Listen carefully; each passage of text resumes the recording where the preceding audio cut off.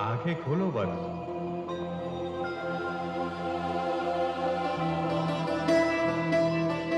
मैं ब्रह्मा हूं वत्स।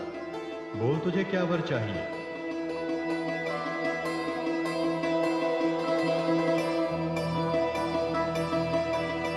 कल्याणमस्तु।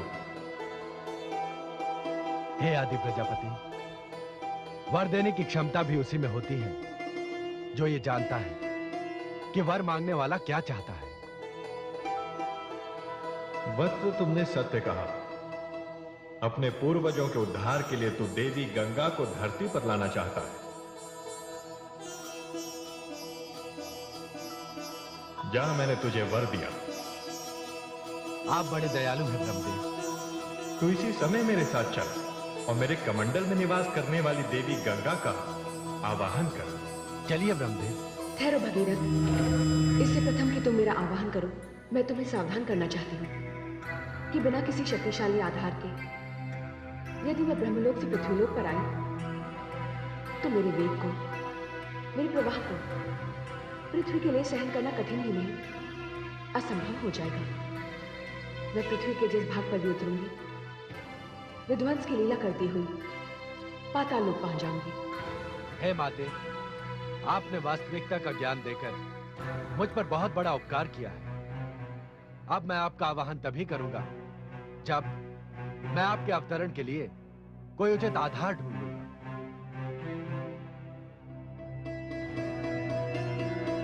आयुष्मान भव।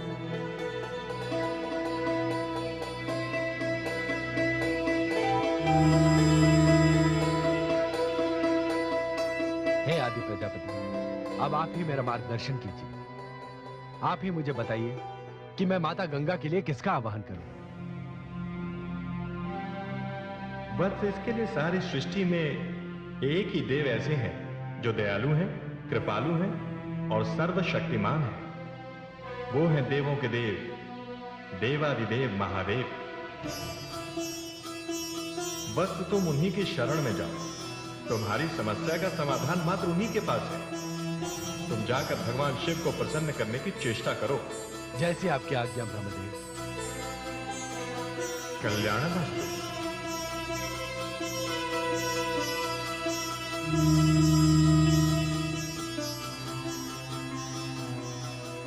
हे भोले शंकर, हे महादेव, मैं आपकी शरण में आ रहा हूं।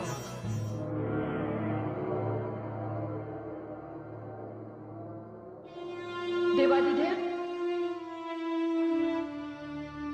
देवादिदेव,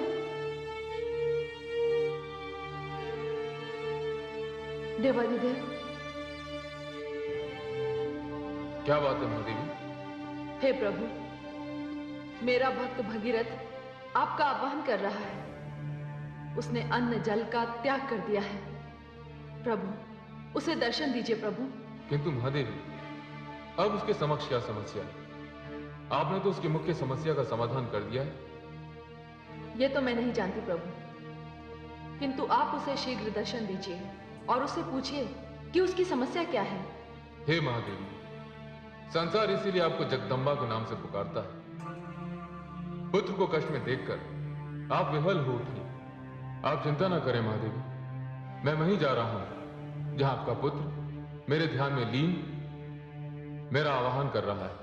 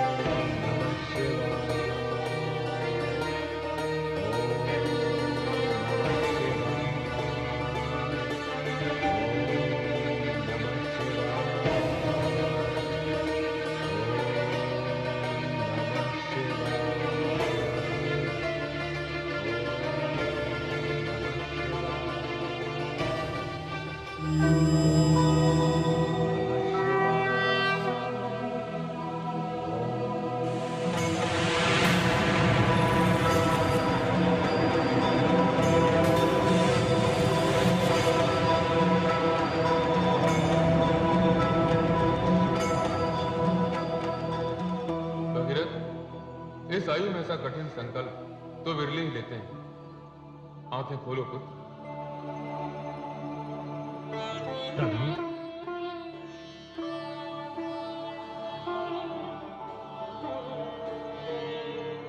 जय शिव शंकर। भगीरथ, तुम तो महादेवी पार्वती के प्रिय भक्तों में से हो। तुम्हारे लिए तो वो स्वयं ब्रह्मलोक गई थी। कहो वत्स, तुम्हें मुझसे क्या वर चाहिए? हे प्रभु, हे देवाधिदेव, आपकी कृपा के बिना तो मेरा पूरा प्रयास ही निष्फल हो जाएगा। प्रभु, माता गंगा पृथ्वी पर आने के लिए तत्पर है। मैं जैसे ही उनका आवाहन करूंगा वह ब्रह्मलोक से चल पड़ेंगे। किंतु प्रभु, उन्हें पृथ्वी पर धारण कौन करेगा? ब्रह्मलोक से पृथ्वी की ओर आते समय उनका वेग इतना प्रबल होगा कि जिसे सहन करने की क्षमता धरती के किसी भाग में नहीं होगी। वो धरती का विध्वंस करती हुई पाताल लोक चली जाएंगी। ऐसी स्थिति में हे देवादिदेव, मेरे उद्देश्य की पूर्ति नहीं होगी। मैं समझ गया पुत्र। तुम्हें पृथ्वी पर गंगा को धारण करने के लिए उनका अपना एक स्थायी निवास चाहिए। वैसे ये सत्य है कि गंगा बहुत विशाल है, बहुत शक्तिशाली है, उनका प्रभाव बहुत प्रबल है, इसलिए उन्हें सरलता से बांधा नहीं जा सकता। भगीरथ, तुम उनका आह्वान करो। ब्रह्मलोक से पृथ्वी पर आ रही प्रलयकारी गंगा का निवास स्थान मेरी जटाओं में होगा। मैं उन्हें अपने मस्तक पर रोकूंगा। आप धन्य हैं प्रभु, आप धन्य हैं। आपने मुझ पर, मेरे कुल पर और मेरे पूर्वजों पर बहुत बड़ी कृपा की। मैं माता गंगा का आह्वान करने जा रहा हूं प्रभु।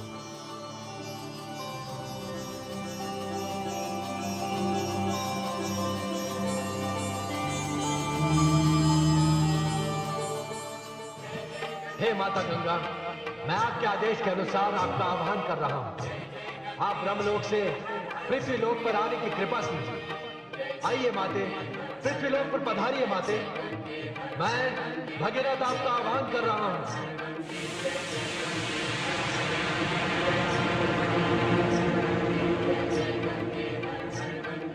हे आदि प्रजापति,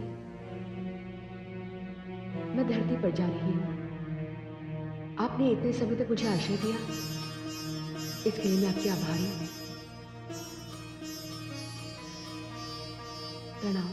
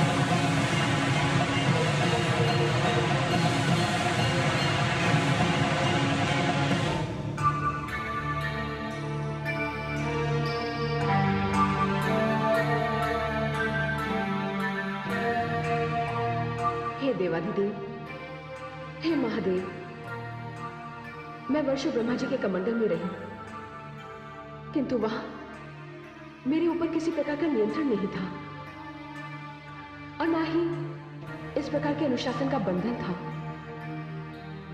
मैं वहां स्वतंत्र थी। मैं तो इधर उधर भागकर हास परिहास करती थी, किंतु यहां, हे देवाधिदेव, भला आपसे कौन जीत सका है? मुझसे भूल हुई है, मुझे क्षमा कर दे। अब मैं आपके समक्ष अपनी शक्ति का प्रदर्शन नहीं करूंगी। मुझे क्षमा कर दे भोलेनाथ, मुझे क्षमा कर दे। हे गंगे, आपको क्षमा याचना की कोई आवश्यकता नहीं। आप इतनी महान हैं, इतनी विशाल हैं, इतनी शक्तिशाली हैं कि आपका स्थान केवल शिव के मस्तक पर ही हो सकता है। इसीलिए मैंने आपको अपनी जटाओं में बांधा है। आप तो तीनों पथों पर गमन करेंगे, आकाश, धरती एवं पाताल। हे देवाधिदेव, श्री हरि विष्णु के चरणों से जो मेरी यात्रा आरंभ हुई है, वो आपकी जटाओं में आकर समाप्त हो गई। नहीं देवी, अभी आपकी यात्रा समाप्त नहीं हुई। अभी तो आपकी यात्रा आरंभ होनी है। आपको यहां तक लाने वाला मेरा नन्हा भक्त भगीरथ अभी भी विस्मय से आकाश की ओर देख रहा है। वो समझ नहीं पा रहा है कि आप कहां लुप्त हो गए। आप अपनी यात्रा से थकान का अनुभव कर रही हैं। आप तनिक विश्राम कीजिए, मैं भगीरथ की जिज्ञासा शांत करके आता हूं। हे महादेव, जिस प्रकार आपने मुझे स्वीकार किया है, मुझे अपनी जटाओं में स्थान दिया है, मेरी प्रार्थना है कि मेरा ये स्थान सदैव बना रहे। देवी गंगे, ये तो आपका स्थायी निवास ही हो गया। आप हरिप्रिया थी, आपने ब्रह्मलोक में निवास किया, अब आप हर प्रिया कहलाएंगी। देवी, समस्त संसार के लिए ब्रह्मा, विष्णु और मैं तीन भिन्न रूप हैं, किंतु सत्य यह है देवी कि हम तीनों एक ही हैं। मैं ही ब्रह्मा हूं, मैं ही विष्णु हूं, मैं ही शिव। विष्णु ही विष्णु हैं, विष्णु ही ब्रह्मा हैं, विष्णु ही शिव। ब्रह्मा विष्णु है, ब्रह्मा ही शिव।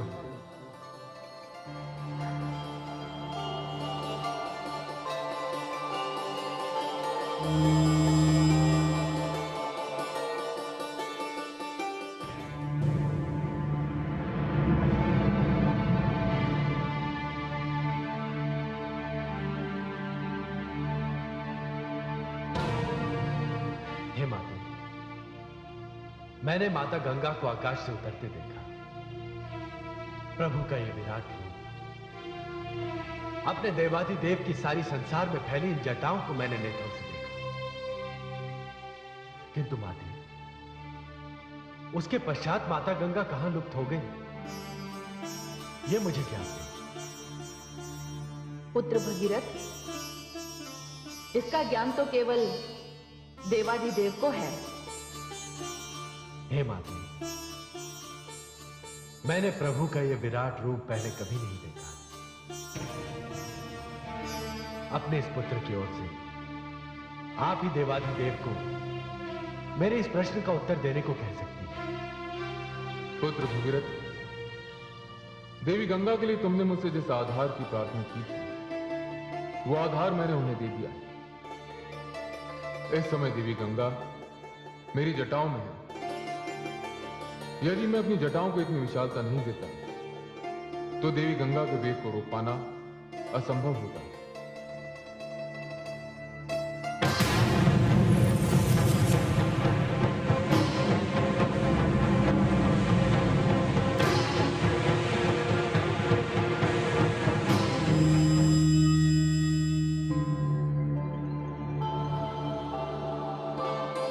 प्रणाम देवाधिदेव। हे देवाधिदेव, पुत्र भगीरथ अपने पूर्वजों के उद्धार के लिए गंगा को अपने साथ ले जाना चाहता है।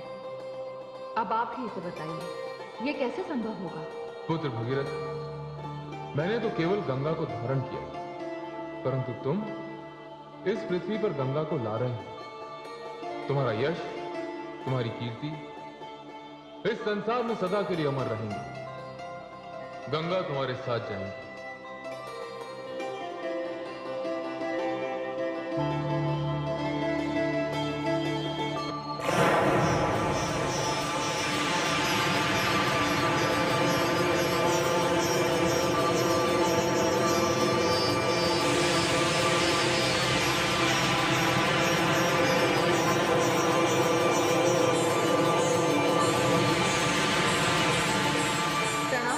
प्रणाम माता। दीदी, कितने वर्षों के पश्चात हमारा यहाँ मिलन हुआ है। हाँ उमा, अब तो शिव का धाम ही मेरा धाम होगा। अब हम दो बहनों को कोई अलग नहीं कर सकता। हे भगीरथ, मेरी विनती पर देवाधिदेव तुम्हें एक रथ प्रदान करेंगे। ये दिव्य रथ किसी भी प्रकार के मार्ग पर चलने वाला होगा। तुम उस रथ में आगे आगे चलोगे और मैं पीछे पीछे तुम्हारा अनुसरण करूंगी। गंगे, आपकी इच्छा अनुसार मैं भगीरथ को अभी दिव्य रथ प्रदान करता हूं।